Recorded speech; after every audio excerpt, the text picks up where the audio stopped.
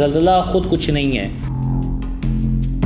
ज़मीन जो धंस रही है ये बेसिकली आपकी जो एक्टिविटीज़ हैं उसकी वजह से धंस रही है, नहीं कि आपके रॉक्स की मूवमेंट जब होती है तो मूवमेंट के नतीजे में याद रखिएगा एनर्जी स्टोर या रिलीज़ होती है। मैं इस वक्त कराची के इलाके मलीर में मौजूद हूँ, जिसका रकबा 6500 स्क्वायर किलोमीटर से ज़ायद पर मुहित है।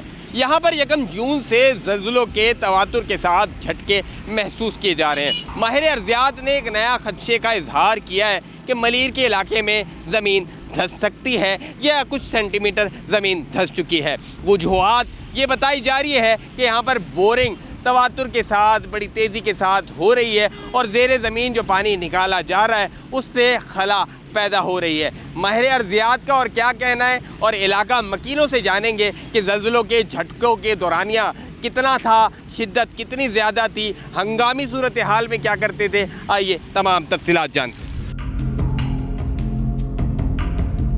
ये ज़ल्ज़ला तकरीबन 24 घंटे में तकरीबन 3-4 दफ़ा आता था।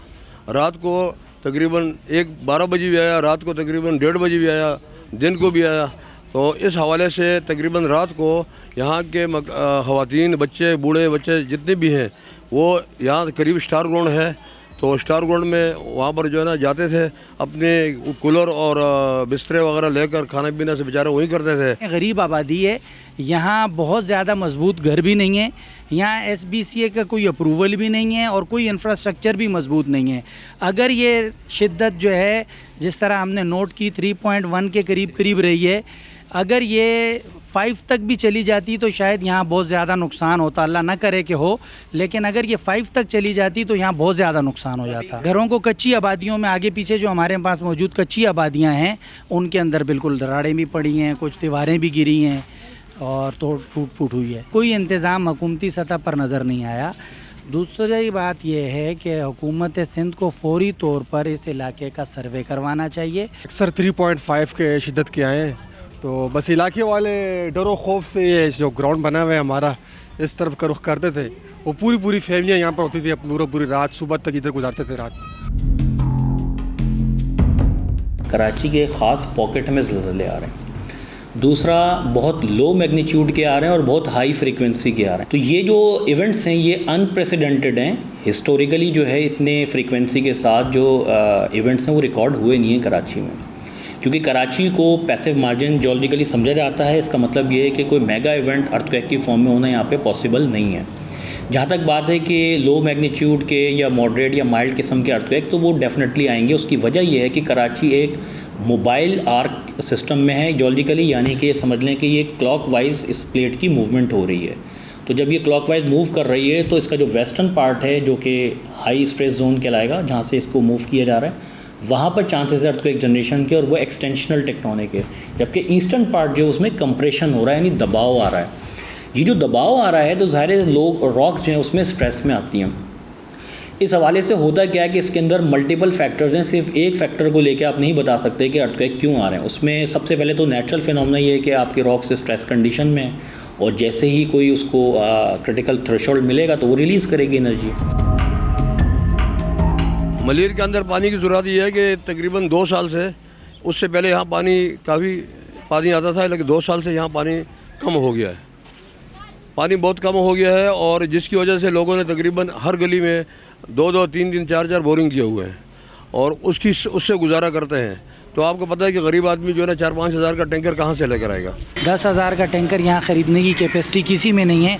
यहाँ 25-30 हज़ार के तनख्वाह वाले मज़दूर रहते हैं, लिहाजा किसी में ये कैपेसिटी मौजूद नहीं है कि वो 10,000 पानी महीने में ख़रीद कर पिए। लिहाजा इस तरह के बोर कॉमन्स हैं, ये बोर हो रहे हैं और इन बोर्स की वजह से हमारे पास ज़ाहिर सी बात है सतह ज़मीन में पानी भी कम हो रहा है। पहले यहाँ 40 फुट पे पानी मिल जाता था, अब यहाँ 50 फुट पे पानी है। तो मेरी हुकूमत सिंध से आजाना और मौदबाना गुजारिश है कि यहाँ पर पानी का इंतज़ाम फौरी तौर पर पानी की सप्लाई को बेहतर बनाया जाए। ये बता रहे हैं कि जो ज़मीन से पानी निकाल रहे हैं इसकी वजह से ज़मीन खोखली हो रही है। और लांडी के एरिया के बारे में बता रहे हैं कि यहाँ पर बड़ी बड़ी बिल्डिंगें बन रही है जिससे वज़न जिससे वेट बढ़ रहा है, जिसमें ज़मीन पता नहीं कितनी सेंटीमीटर अंदर धस चुकी है और इम्कानात और भी है कि और भी धसेगी। हुकूमत को चाहिए कि लैंड में पानी दे, ताकि कोई बोरिंग करने की ज़रूरत ना पड़े। तकरीबन हर गली में 2-3 बोरिंगें लोगों ने की हुई है। इस एक महीने में मैंने देखे तकरीबन आस पड़ोस के लोगों ने इतनी बोरिंगें कराए।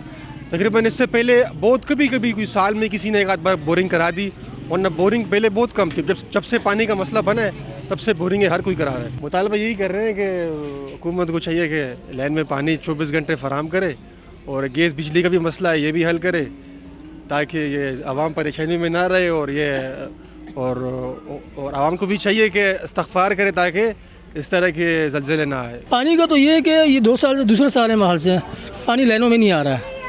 हाँ, बोरिंग की वजह ये है कि अब पानी नहीं आ रहा तो बोरिंग करना मजबूरी है।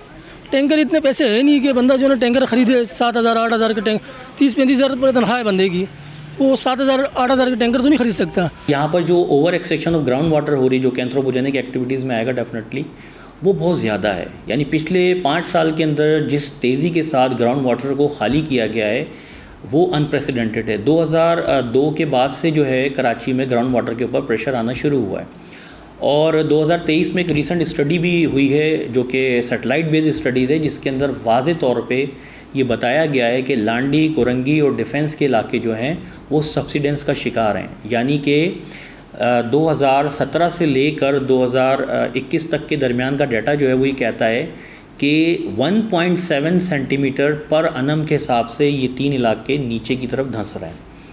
तो ये जो चीज़ें आ रही हैं ये मल्टीपल फैक्टर्स से कंट्रोल्ड हैं, जिसमें सबसे पहले तो ज़ाहिर है कि टेक्टोनिक खुद इन्वॉल्व है, हमारी नेचुरल जो प्रोसेस है। दूसरा ये जो हमने एक्सट्रैक्शन ऑफ ग्राउंड वाटर किया उसके नतीजे में हुआ क्या है कि ज़ाहिर है कि वहाँ पे जब आप इम्बैलेंस ऑफ फोर्सेस होता है तो वो एनर्जी की सूरत में रिलीज़ करता है। तो अब हुआ ये है कि जब आपने एक्सट्रैक्शन ऑफ वाटर की है तो वहाँ पे जो फॉल्ट्स मौजूद थे, एक तो ये कि डेफिनेटली वहाँ पे कुछ नए फॉल्ट जनरेट हुए होंगे इन तमाम ओवर एक्सट्रैक्शन ऑफ वाटर की वजह से। तो जो एनर्जी ऑलरेडी स्ट्रेस में थी वो एनर्जी उन फॉल्ट्स के ज़रिए से बाहर निकल रही है।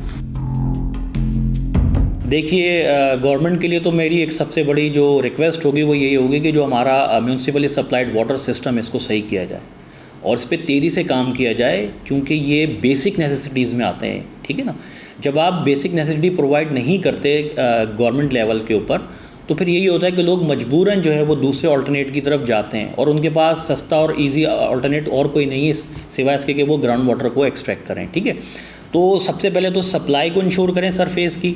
दूसरा ये कि जो ग्राउंड वाटर हमारे पास है, क्योंकि कराची के अंदर जो स्पोरेडिक रेनफॉल होती है वो इतनी ज़्यादा रेनफॉल भी फ्रीक्वेंसी नहीं है अच्छी, तो आपको यहाँ पर फ्यूचर प्लान के लिए जो रिचार्जिंग वेल्स जो हैं इसका मॉडल कराची में लाना पड़ेगा। यानी मुख्तलिफ जगहों पे आप रिचार्जिंग वेल्स इंस्टॉल करें ताकि कराची में जब बारिश हो तो वो उन वेल्स के थ्रू सारा पानी जो है वो ग्राउंड हो जाए, बजाय इसके कि वो समंदर में जाके ज़ाया हो। पानी के बगैर गुजारा मुश्किल नहीं बल्कि नामुमकिन है। हुकूमती इदारों की जानिब से पानी की अदम फरामी के बाइस कराची के शहरी बोरिंग कराने पर मजबूर हैं। दूसरी जानिब माहिरीन का कहना है कि बोरिंग मुसलसल होने से कराची के मुख्तलिफ इलाकों में ज़मीन धंसने का खदशा मौजूद है। कैमरामैन मोहम्मद सुहेल के साथ रऊफ नाज, सुनो न्यूज़, कराची।